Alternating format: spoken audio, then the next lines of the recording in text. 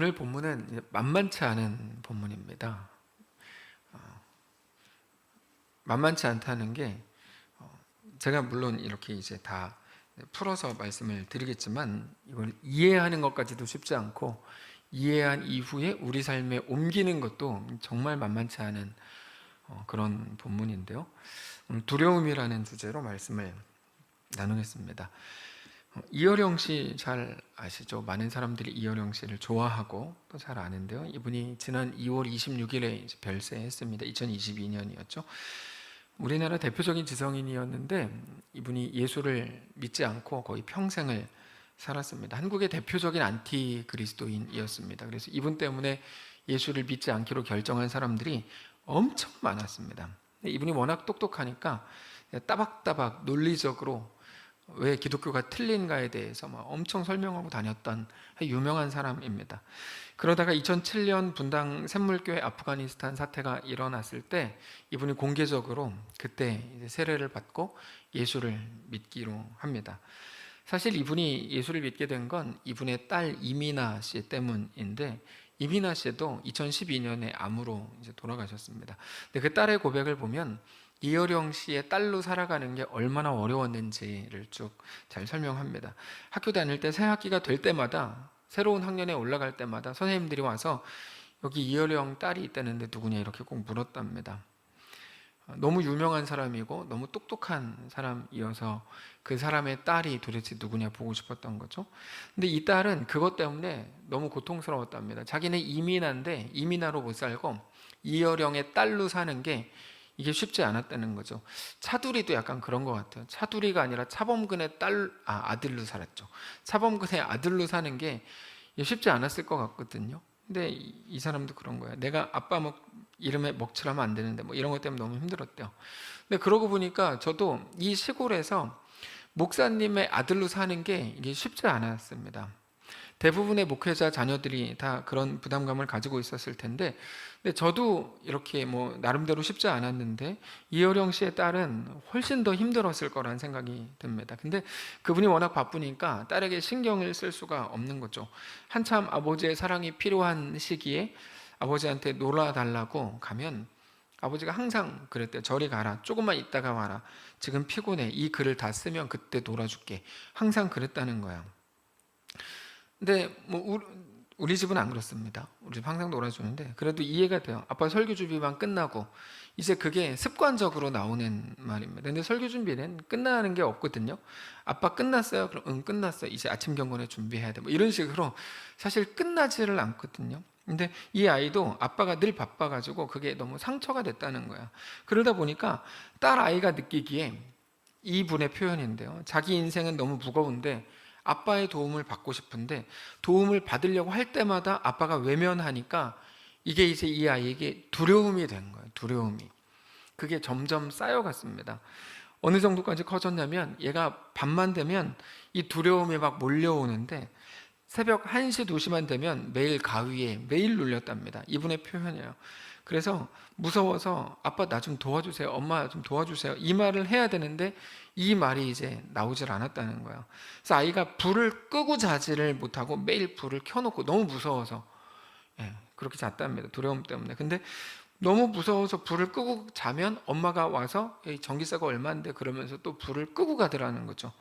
그러다가 새벽에 일어나면 불이 꺼져 있고, 그러면 그때부터 무서워서 잠을 못 자고, 이게 계속 반복이 되니까 얘가 이제 견디지를 못하는 거야. 그러다가 하루는 이 아이가 도저히 잠을 못 자다가 거실에 나가서 이렇게 뭐지 찬장이라 그러나, 그걸 보니까 거기에 양주가 있었대요. 이혜령 씨는 술을 못 먹거든요. 당연히 양주도 안 먹는데, 근데 손님들이 선물로 갖다 준 양주가 많았던 거죠. 얘가 이제 그걸 발견하고 그때부터 이 꼬맹이가 매일 한 잔씩 마셔야만 잠이 오는, 그래서 이제 이 아이가 계속 그렇게 살았어요. 아이가 부모 몰래 매일 두려울 때마다 이제 위스키 한 잔씩 먹고 이렇게 이제 잤다는 거죠. 그렇게 점점 두려움의 노예가 되고 술로 그 두려움을 피해 다녔습니다. 그렇게 어렸을 때부터 두려움에 지배당하고 두려움의 노예가 된 거죠. 이 두려움이라는 거는 우리가 쉽게 말해서 야, 너 믿음 있는 사람이 어떻게 두려움이 있어, 이거는 몰라도 너무 모르는 사람들이 하는 말이에요. 여러분, 믿음과 두려움은 늘 말씀드리지만 사실은 같이 가거든요, 늘. 근데 믿음이 있으면 두려움이 없다라고 우리가 말할 수 없는 건데, 이 사람은 하여튼 좀 다른 차원에서의 어떤 두려움 때문에 술을 늘 마시게 됐고, 두려움이라는 건 영향력이 생각보다 엄청 크거든요. 근데 오늘 본문에 압살롬이 나오는데, 압살롬으로 인한 다윗의 감정이 두려움일 수밖에 없는 감정인 겁니다. 사실 오늘 본문은 별로 읽고 싶지 않은 본문입니다. 압살롬의 반역이 나오는 본문인데요. 성경에는 왜 이렇게 읽기 싫은 본문이 많이 나오는가, 이렇게 생각이 될 만한 내용입니다.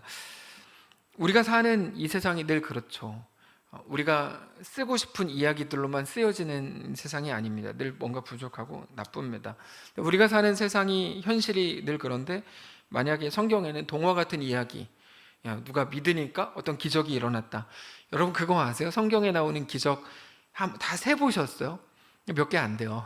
성경에 기적이 엄청 많이 나온다고 생각하는데요, 성경의 사복음서를 포함해서 기적의 개수가 몇 개 안 됩니다. 우리는 이제 그냥 이렇게 기적 개수 막 이렇게 이거를 모르는 상태로, 뭐 예를 들면 엘리야, 엘리사 이런 식의 어떤 이야기들을 몇 개 대충 기억하고 있으니까 기적 이야기로 꽉 채워진 것 같은데, 안 그래요. 성경에 예수님이 행하신 일을 포함해서 기적이 몇 개 안 나옵니다. 무슨 말이냐면, 성경에 동화 같은 이야기만 쭉 나오고 우리 현실과 관계없는 이야기들만 나온다면 그게 무슨 현실성이 있겠습니까? 그렇지 않죠. 청년들이 결혼에 대한 잘못된 환상이 바로 그것과 같죠. 결혼하면 그냥 좋을 것 같고 뭔가 다 잘 될 것처럼 생각하잖아요. 다른 건 몰라도 이 남자만큼은 자기를 평생 사랑해 줄 것처럼 착각하잖아요. 저는 늘 아이들한테 얘기하거든요. 저희 아이들 말고 청년들한테, 니네 결혼해서 사는 니네 부모님만 봐라. 니네 인생 분명히 그렇게 살게 될 건데, 근데 니네가 지금 그렇게 결혼에 대해서 착각하는 게 난 이해가 안 된다, 늘 얘기하는데요. 남자와 여자가 완전히 다른 존재들이고, 자기네 부모님이 매일 그렇게 싸우고 사는데 자기들은 어떻게 행복할 거라고 생각하는지, 이게 하여튼 이상한 일입니다. 왕자님과 결혼해서 오래오래 살았더래요가 맞는 거죠. 무슨 말이냐면 그냥 오래 산 겁니다. 행복하게 오래 사는 게 아니고 그냥 오래오래 사는 게 우리 인생인 거거든요. 싸우고 애 키우는 문제로 또 싸우고, 내 마음도 몰라준다 그러고 또 삐지고 서로 서운해가면서 그렇게 사는 거죠. 근데 그게 우리 인생입니다. 특별히 우리 인생이라기보다 우리 신앙이 그렇습니다. 예수 믿으면 복 받고 다 잘 되고가 맞죠. 근데 그건 동화 속 이야기고요.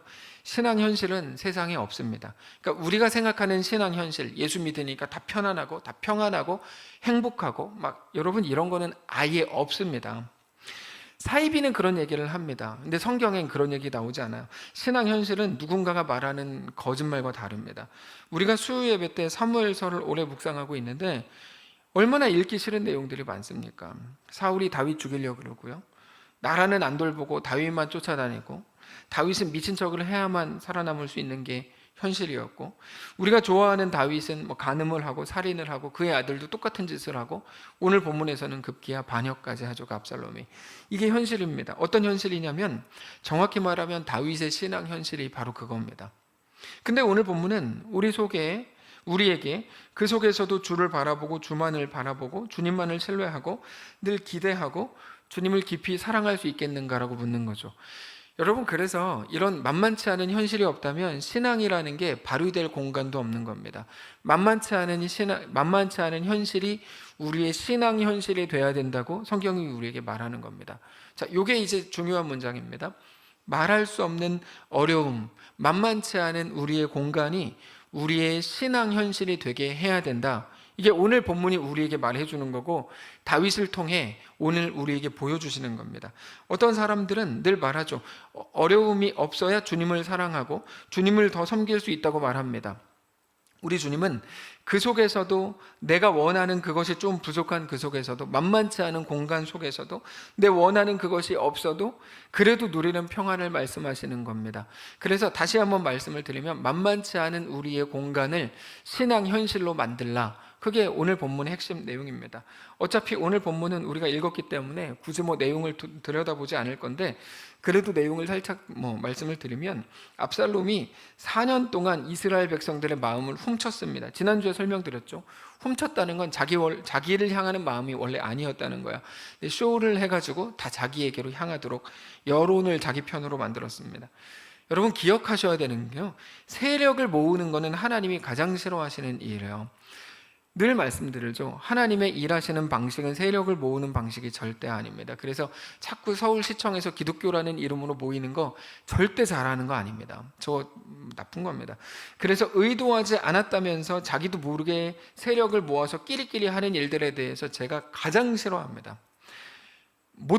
왜 못하게 하냐고 서운해 하시는 분들 계시는데, 여러분 처음에 좋은 의도로 시작했을지도 몰라요. 그게 교회를 무너뜨리는 전형적인 사탄의 방식이에요. 언제나 그래요. 좋은 의도로 시작했을지도 몰라요. 근데 사람은 어쩔 수 없습니다. 결국 그렇게 갑니다. 그래서 못하게 하는 거예요. 근데 사실 그게 하나님의 마음입니다. 거기에는 자기의 원함과 자기 나라밖에 만들어지지를 않아요. 사람들이 예전에 있었던 교회에서 어떤 사람들 중심으로 뭐를 만들었냐면 교회를 사랑하는 모임을 만들었어요. 그 사람들이 교회를 뿔뿔이 흩어버리고 자기들도 다 흩어졌어요. 그게 촉이 있는 교회의 모습이에요. 여러분 그게 사람의 실력이에요.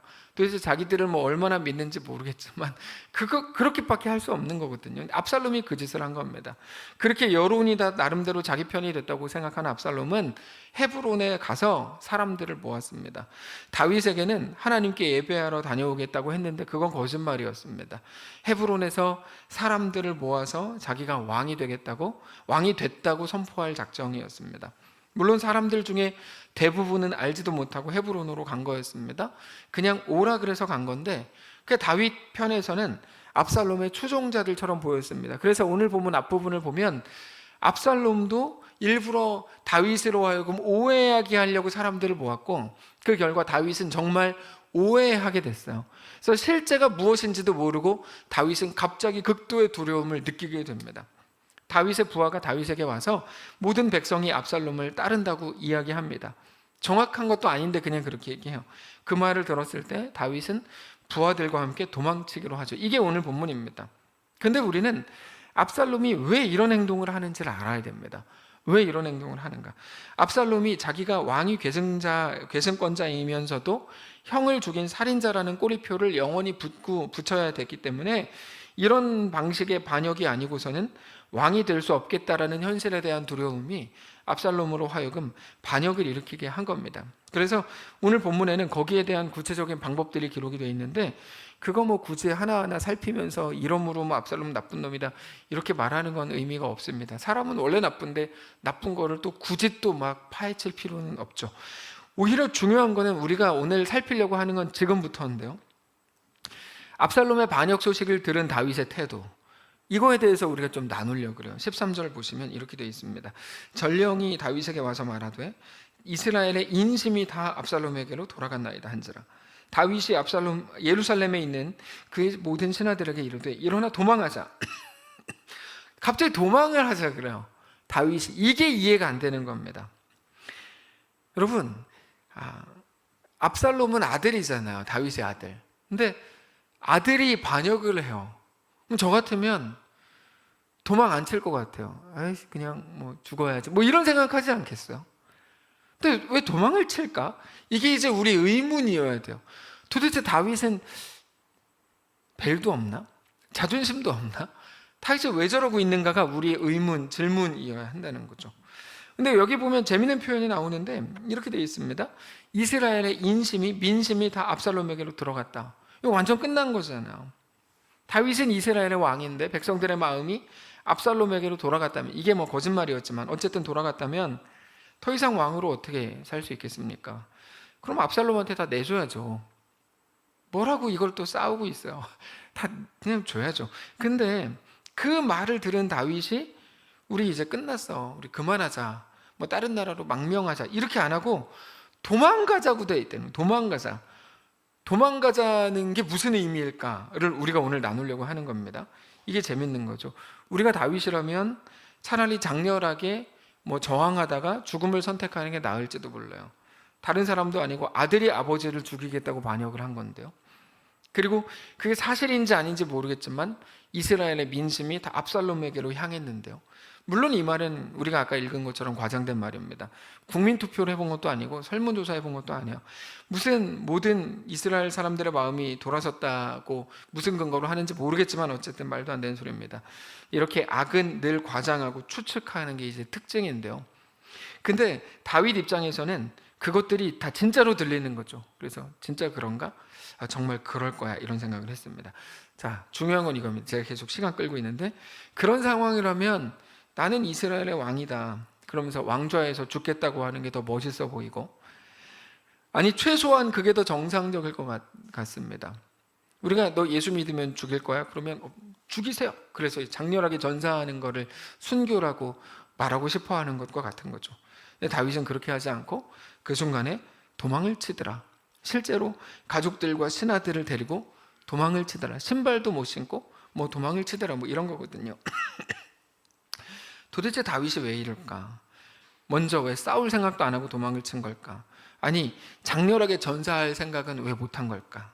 여기 굉장히 중요한 한 가지 사실이 있는데 이겁니다. 하나님이 신자에게 요구하시는 게 바로 여기에 나옵니다. 너무 중요한 겁니다. 잘 들으십시오.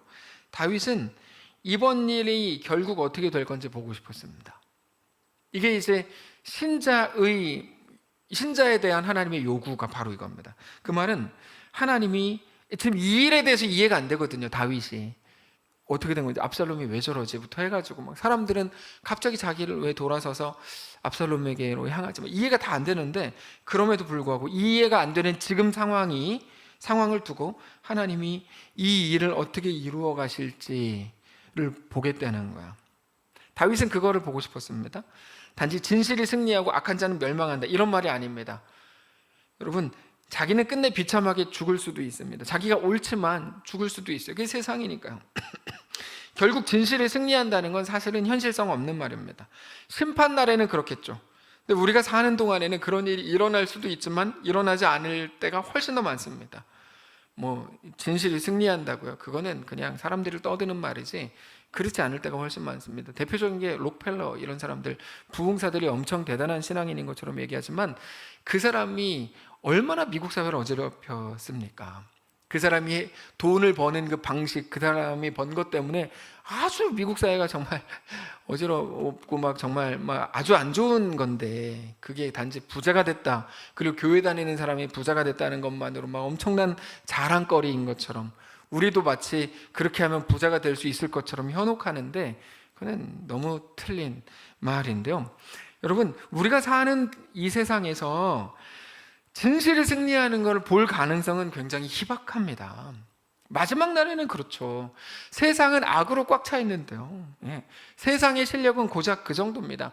악이 승리하는 게 세상에서 더 많이 일어나는 일이에요. 그러니까 다윗이 결국 자기가 승리할 거를 믿어서 도망친 게 아닙니다.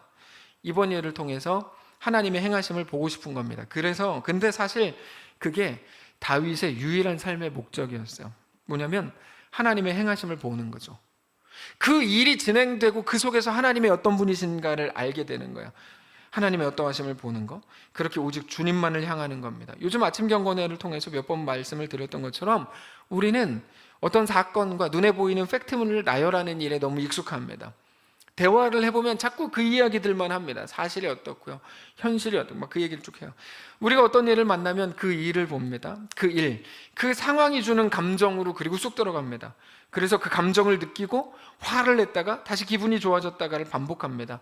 그냥 결국 그 일이 우리의 전부가 되는 거예요. 그 일이 주는 감정으로 꽉 차니까 그 일이 전부가 되는 거죠. 그렇게 볼 때 다윗의 이런 태도가 이해가 안 됩니다. 왜요? 다윗은 보이는 대로 안 보고 있거든요. 보이는 대로 했으면 장렬하게 죽었거나 뭐 싸웠거나 했어야 되거든요. 그렇게 안 해요. 이런 일을 당했으면 그냥 싸우다 죽든지 항복을 해야 되는데 어떻게 도망을 치냐 하는 거죠. 어떻게 도망을 치냐, 무슨 생각으로 이렇게 하냐. 근데 다윗은 이렇게 말하는 겁니다. 내가 오래 사는 것도 꿈이 아니고 압살롬을 제압하는 것도 목표가 아닙니다. 내 왕의 자리를 끝내 지키는 것도 목표가 아닙니다. 단지 나는 이 일이 어떻게 될지, 더 정확하게는 하나님이 나를 어떻게 사랑하시는지, 하나님이 어떻게 행하실지, 그래서 그거를 통해서 나에게 밝히 보이시는 하나님이 어떤 분이신지를 알기 원합니다. 이게 오늘 본문의 다윗의 도망침을 통해 우리에게 고백하고 있는 다윗의 고백과 같은 겁니다. 그게 다윗이 모든 상황 속에서 끝내 도망친 이유입니다. 너무 멋있게 풀었죠. 다윗은 뭐 고맙겠죠, 저한테. 근데 그게 맞아요. 하나님의 이끄심인 거를 알겠는 거예요, 다윗은. 이게 중요해요. 우리는 우리 앞에 어떤 일이 딱 일어나면 이게 뭐지? 이 놀라죠. 거기까지는 다 똑같은데요. 하나님이 뭔가 실수했다거나 뭔가 잘못됐다고 느낄 때가 너무 많아요. 근데 다윗은 뭔가 잘못됐다고 느끼지 않았고 그때 이게 하나님의 이끄심이라고 느꼈던 거예요. 그래서 죽거나 항복하는 걸 선택하지 않고 그래서 살아보겠다는 겁니다. 제가 말씀드렸잖아요. 오늘 말씀이 어렵다고, 이해하기 어렵다고, 해석해서 말씀을 드리겠지만 그것도 이해하기 어렵고, 두 번째는 그게 이해가 되면은 내 삶에 어떻게 적용하라는 거야, 이것도 어렵거든요. 네, 잘 들으셔야 돼요. 내가 살아보겠다, 끝까지 포기하지 않겠다. 뭐를 안 포기하겠다는 거냐면 하나님이 나를 이끄시는 게 지금의 이 자리가 하나님의 이끄심이라면 나는 끝내 보겠다는 거예요. 끝내겠다는 게 아니라 끝내 가 보겠다는 거예요. 이 길이 어떤 길인지 보겠다는 거예요. 하나님이 이끄신다면 하나님이 주인이신 건데 내가 한번 가보겠다는 거예요. 끝까지 가보겠다. 그게 다윗이 주님을 원하고 주님을 더 깊이 알기를 원하고 더 깊이 느끼기를 원했던 방식입니다. 자, 여기서 우리가 이제 잘못하는 게 나오는데요. 우리는 너무 쉽게 모든 것들을 내 방식으로 끝내버립니다. 너무 쉽게 끝내버려요. 끝까지 가보지를 않아요. 하나님의 일하심을 볼 기회가 없어요. 우리 뭐 할까요? 아니요, 저는 못하겠어요. 그냥 하나님의 일하심을 다 차단해버려요. 뭐를 하겠습니까, 우리가?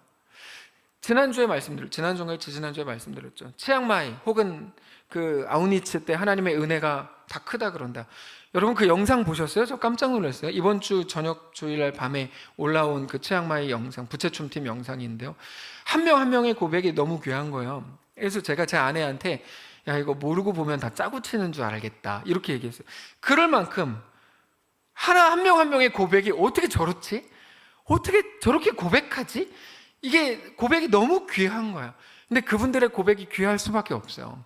왜냐하면 그분들은 하나님이 이끄시는 곳으로 가고 이끄시는 대로 가본 거거든요. 여러분, 하나님이 이끄시는 대로 가본 분들이 그렇게 살아있는 고백을 안 할 수가 없는 거예요. 왜 우리라 그래서 죄송합니다. 니네가 아니에요. 왜 우리가 하나님의 거룩한 은혜 앞에 성경에 나오는 믿음의 고백들을 하지를 못하는가? 우리는 안 가거든요. 다 막아요. 우리 뭐 합시다.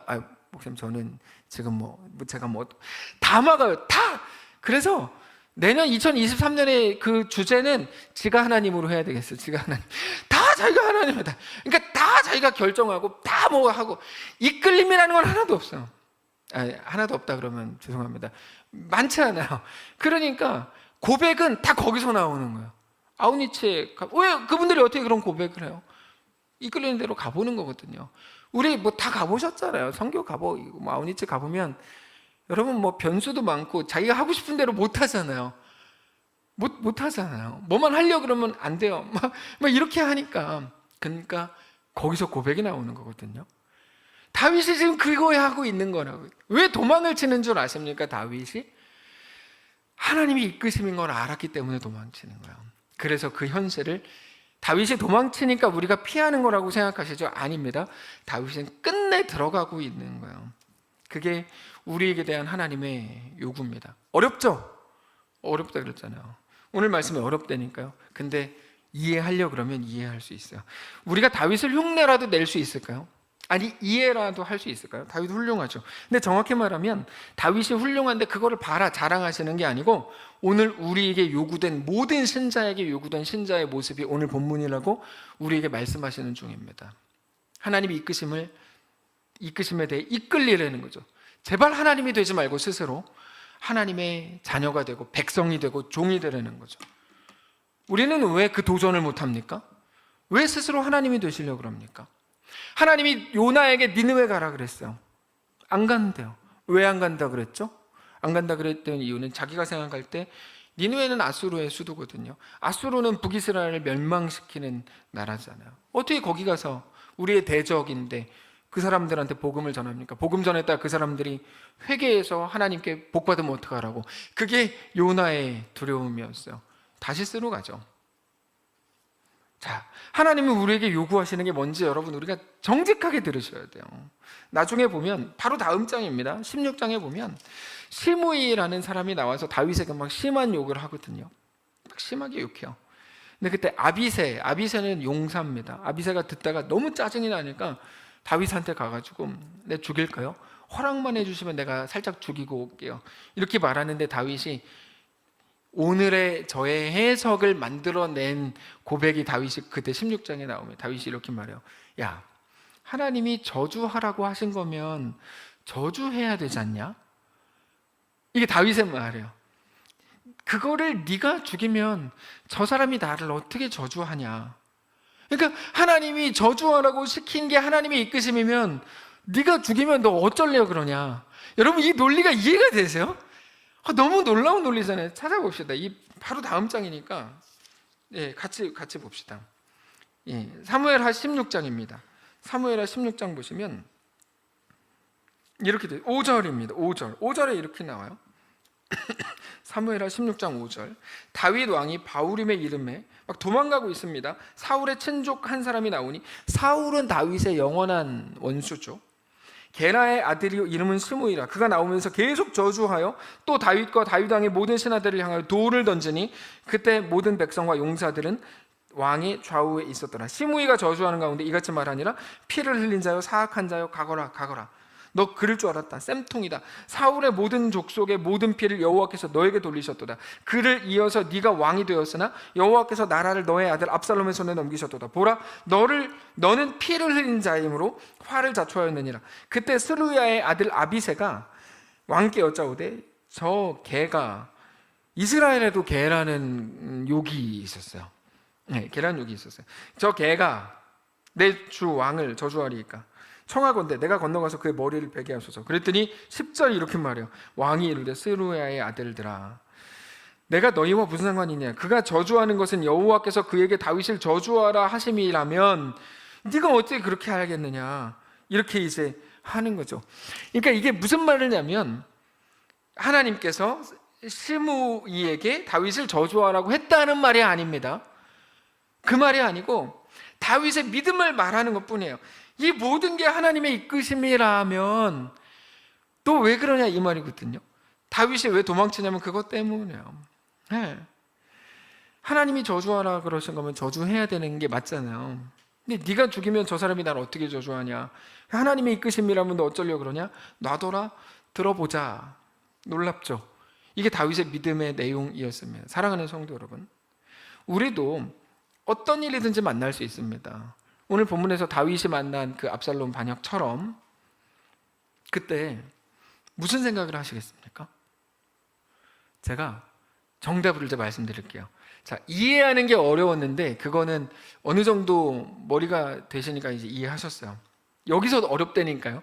그럼 이제 우리 삶으로 옮기는 거 어려운데 제가 여기서 어려운 그 말을 하겠습니다. 자, 어떤 일이든 만날 수 있는데요. 그때 무슨 생각을 하시겠습니까? 여러분 그 순간 신자가 되십시오. 이게 성경이 우리에게 하는 말이에요. 신자의 생각과 신자의 결정과 믿는 자의 걸음을 가지십시오. 어렵죠. 그래서 오늘 설교는 되게 어려워요. 근데 하나님의 요구는 알겠어요. 전능자, 유일한 소망이신 하나님을 믿는 자로 사는 거예요. 자기 의지가 다 빠진 사람으로 사십시오. 그게 성도의 삶입니다. 어깨에 힘을 빼는 거예요. 그게 신자입니다. 그래서 오늘 본문에는 다윗이라고 적혀 있지만 신자라고 읽어야 돼요. 신자. 그러고 보면 성경에 있는 모든 인물들이 다 똑같아요. 그러니까 우리가 자꾸 함정에 빠지는 게 어떤 훌륭한 사람이 훌륭한 점을 나열하고 나쁜 사람의 못된 점을 나열해서 우리는 그러므로 훌륭하게 삽시다. 이게 도덕책으로 만드는 거에 대해서 제가 늘 말씀을 드리는데 그러면 안 된다고 말씀드리는데, 그래서 좋은 방식이 뭐냐면 다윗이라는 이름을 신자로 바꾸면 돼요. 쉬워요. 다윗 신자. 그러고 보면 다윗을 정말 두렵게 하는 건 뭐였을까? 이 세상에 없었습니다. 왕권을 빼앗기는 것도 아니었고요. 그리고 압살롬이 반역하는 것도 아니었어요. 마치 압살롬을 두려워하거나 그에게 죽임당할까 봐 두려워서 이렇게 한 것처럼 보이는데 아닙니다. 다윗을 정말 두렵게 하는 건 세상에 없었어요. 왜냐하면 오직 하나님이셨거든요. 다윗의 유일한 두려움은 하나였습니다. 하나님에게서 멀어지면 어쩌지? 이거였어요. 이거였다고요. 다윗은 그것만을 두려워했습니다. 그래서 어떻게 알 수 있냐면 시편에 기록된 다윗의 시를 잘 보시면 다윗이 가진 진정한 두려움은 오직 하나님과의 관계에 관한 것밖에 없었어요. 그래서 모든 시가 상황에 대한 두려움으로 시작하는데 다윗의 시가 결국에는 하나님을 찬양하고 주님을 기뻐하는 걸로 다 끝나요. 다. 예수님도 그렇게 말씀하셨어요. 마태복음 10장 28절에 몸은 죽여도 영혼은 능히 죽이지 못하는 자들을 두려워하지 말고 오직 몸과 영혼을 능히 지옥에 멸하실 수 있는 이를 두려워하라. 참새 2마리가 한 앗사리온에 팔리지 않느냐? 그러나 너희 아버지께서 허락하지 아니하시면 그 하나도 땅에 떨어지지 아니하리라. 너희에게는 머리털까지 세신 바 되었나니 두려워하지 말라. 너희는 많은 참새보다 귀하니라. 오직 하나님이 우리를 먹이고 하나님이 우리를 입히고 하나님이 우리를 살리는 분인 것을 믿느냐? 그렇다면 우리가 가장 두려워해야 되는 건 하나님과의 관계다라고 얘기하는 거죠. 성도 여러분, 오직 하나님과의 관계에 지금보다 더 예민해지셔야 됩니다. 더 예민해지셔야 돼요. 제가 그래서 말씀드리잖아요. 사역은 다른 게 아니라 하나님을 섬기는 방식이라고 제가 그렇게 얘기를 하는데 그냥 이제 저는 내년에 바쁠 예정이라서요. 예를 들면 그러는 거죠. 저 내년에 1년만 쉴게요. 그럴 수 없다니까요. 그럴 수 없다니까요. 그럴 수 없는 거라니까요. 하나님과의 관계에 민감한 것, 그게 우리에게 있어서의 유일한 실제라고 다윗이 보여주는 거예요. 우리가 볼 때 실제는 압살롬이 반역한 거고 왕권을 빼앗길 것 같은 건데 다윗에게 이 실제는 그게 아니에요. 하나님과의 관계예요. 눈에 보이는 게 실제가 아니고 하나님과의 관계가 전부입니다. 우리는 영원한 하나님 나라에서 정말로 하나님과 영원히 살게 될 것을 믿기 때문입니다. 처음에 이어령 씨 딸 이야기 말씀드렸는데요. 이어령 씨 딸이 깊은 두려움으로 살았는데 나중에 예수를 만난 이후에 다윗이 가졌던 마음을 갖게 돼요. 예수님이 우리에게 말씀하시는 그거를 느끼게 돼요. 상황이냐? 아니다. 하나님이 너를 먹이고 하나님이 너를 입힌다. 하나님이 네 삶의 주인이다를 알게 돼요. 우리에게 대한 하나님의 요구가 무엇인지를 그분이 깨닫게 됩니다. 자기가 정말 두려워해야 되는 게 뭔지를 알게 돼요. 그래서 두려움의 이유가 달라졌어요. 그 전에 없던 평안이 들어찼답니다. 상황은 달라지지 않았는데 여전히 두렵게 하는 일들이 자기 앞에 있었지만 그것보다 크신 주님으로 인해 소망이라는 걸 갖게 된 거죠. 이민아 씨가 변호사가 되고 나중에 이제 목사님이 되는데 그분이 그렇다고 모든 일들을 잘 풀렸는가? 그렇지 않습니다. 그분의 아들도 이제 자폐로 고생하거든요. 문제가 많았지만 두려움과 불편함 속에서도 이젠 모든 게 달라졌죠. 그 결과 그분의 아버지였던 이어령 씨가 그녀를 보면서 2007년에 하나님 앞에서 이 세례를 받죠. 하나님의 자녀요 백성이 됐죠. 신자가 됩니다. 2012년에 이민아 씨가 세상을 떠났고 2022년에 이어령 씨도 하나님 앞에 갔습니다. 그러나 그들의 이야기, 특별히 다윗의 본문을 통해 하나님이 우리에게 요구하시고 도전하시는 게 뭔지 너무 분명해졌습니다. 말씀을 정리하겠습니다. 성도 여러분, 우리는 늘 우리 생각과 감정이 너무 예민합니다. 너무너무 예민해요. 우리의 생각이 너무 예민하세요. 그러나 하나님과의 관계에 예민해지시길 바랍니다.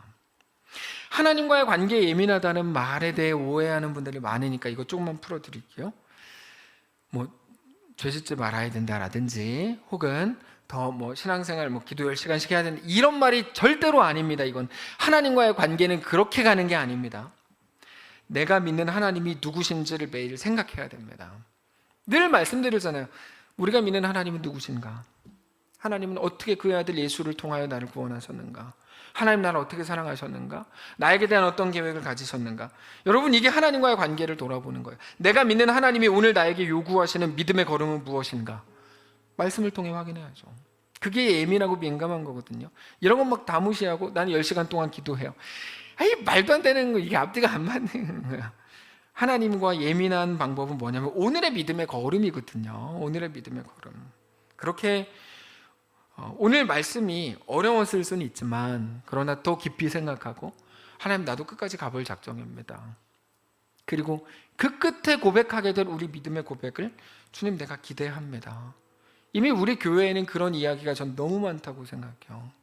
당장 거기만 갔다 오고 그런 분들의 고백, 선교 일기, 그분들이 거기서 쓴 고백만 보아도 너무 놀랍고 정말 풍성하거든요. 오늘 우리에게 허락하신 길이, 환경, 정황이 어떤 것인지 저는 모르지만 우리 모두는 개인적으로 알고 계실 겁니다. 그 속에서 그 공간이, 그 시간이 우리의 신앙 현실이 되게 하십시오. 그게 우리에게 대한 하나님의 요구입니다. 그걸 빨리 끊어내야지 이렇게 하지 마시고 끝까지 가보십시오. 그리고 끝내 우리를 위해 그 아들 예수 그리스도를 십자가 죽음에 내어주실 만큼 우리를 사랑하셔서 그래서 끝내 우리를 하나님의 이끄심으로 이끌어 가시는 하나님의 역사 앞에 엎드리고 그렇게 하나님과 믿음으로 끝내 동행하는, 그래서 신자만 할 수 있는 고백들로 우리 삶이 가득 채워지는 거룩한 교회와 가정과 성도들 되시기를 바랍니다. 기도하겠습니다. 하나님, 다윗이 당한 모든 상황들이 이해가 안 됐던 것처럼 우리도 우리 앞에 펼쳐진 상황이 이해가 안 될 때가 너무 많습니다. 이게 뭐지? 내가 무슨 죄를 그렇게 지었지? 마치 요셉의 형제들이 어떤 일만 일어나면 우리가 혹시 그때 요셉을 팔아넘겨서 이렇게 고민했었을 것처럼 우리 역시 어떤 일만 일어나면 혹시 내가 어떤 잘못을 해서 이렇게 생각할 때가 너무 많았는데요. 우리의 삶을 이끌어 가시는 분이 하나님이신 것을 깨닫고 기억하고 그렇게 우리 주님 앞에 이끌리는 자로 서기를 원합니다. 내가 하나님 되고 싶었나 봅니다. 내가 다 통제하고 싶고 내가 다 원하는 대로 내 판단대로만 다 가고 싶었는지 모릅니다. 근데 아니요, 오늘 본문의 신자의 모습을 확인합니다. 하나님, 우리 가정은 왜 이런 거고 내가 겪는 일은 이게 뭡니까? 라고 따질 수밖에 없는 자리에서조차 그 공간이 우리의 신앙 현실이 되기를 원합니다. 우리는 그곳에서 하나님을 보기를 원합니다. 그래서 원망이나 혹은 불평이 전부가 아니라 오히려 시므이, 욕하는 시므이 앞에서도 야 가만둬라, 하나님이 저주하게 하신 거면 네가 죽이면 그게 되겠냐라고 상식적으로 이해할 수 없는 말을 쏟아내는 다윗, 그 한 사람 신자의 모습을 보면서 우리 삶 속에서도 끝내 놀라운 일을 이루실 하나님을 기대함으로 우리 삶의 그 자리 한가운데로 걸어 들어가게 하시고 그 십자가의 길로 걸어 들어가 결국 하나님의 놀라운 구원 역사를 이루어내신 예수 그리스도처럼 우리에게도 허락된 십자가의 길, 그 구원의 길을 넉넉히 걸어가 보는, 그렇게 우리 주님께 다가가서 신자만 할 수 있는 고백들로 우리 삶을, 우리의 고백을 풍성하게 채우는 사랑하는 모든 성도를 다 되도록 좀 축복해 주시옵소서. 동화 속에 사는 신앙생활 하고 싶었나 봅니다. 아니요, 근데 우리 처절한 현실 속에서 그러나 그것이 삼키지 못하고 그 죽음의 권세조차 삼키지 못하고 결국 하나님의 완전한 놀라우심을 또 고백할 수 있게 되는 사랑하는 모든 성도를 다 될 수 있도록 하나님 인도하시옵소서.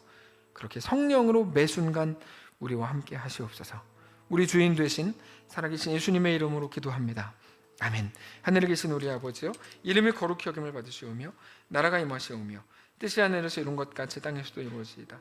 오늘 우리에게 일용할 양식을 주시고 우리가 우리에게 죄진 자를 사하여 준 것 같이 우리 죄를 사하여 주시고 우리를 시험에 들게 하지 마시고 다만 악에서 구하시옵소서. 대개 나라와 권세와 영광이 아버지께 영원히 있사옵나이다. 아멘.